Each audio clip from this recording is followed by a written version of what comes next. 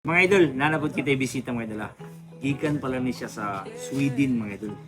Gawa sa nasod mga idol, international na nga atong mga bandiri atong bisita.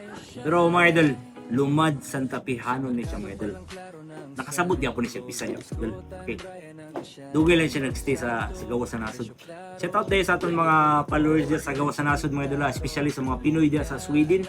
Shout out mga idol. Okay. So na siya ipakita mga idol. Medyo nindot niya siya karon mga idol, ang ipakita mga idol kay ngano mga idol tanaw.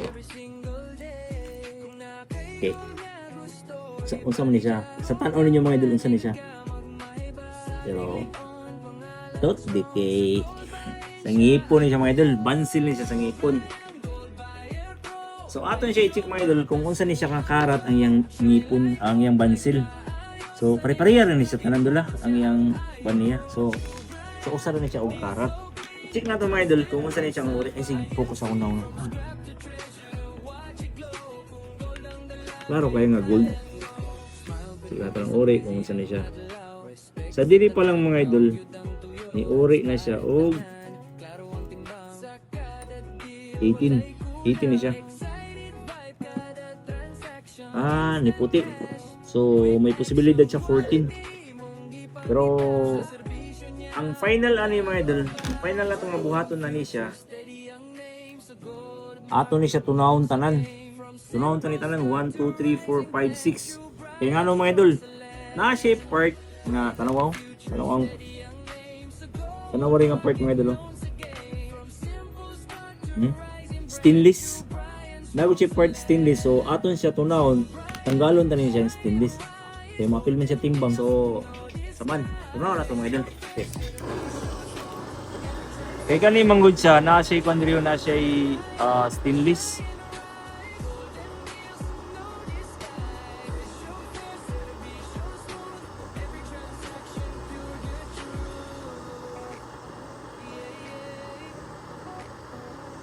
Kani wala ni siya labot mga idol, stainless na siya.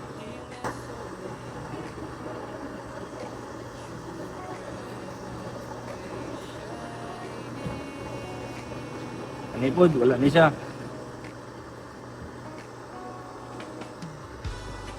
Oh. Ano siya? Gold na ni siya. Gold siya tanan.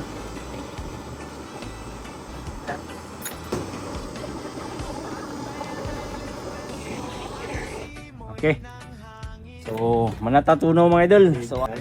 So mga idol, ato na natunaw tanan mga idol, ang ngipon mga idol. Ano mo na ni itsura. So i-check nato mga idol kung unsa gid nga tanan ng uri ani niya o pila ang iyang halinon nga paldo karon. Klaro mga paldo mga idol.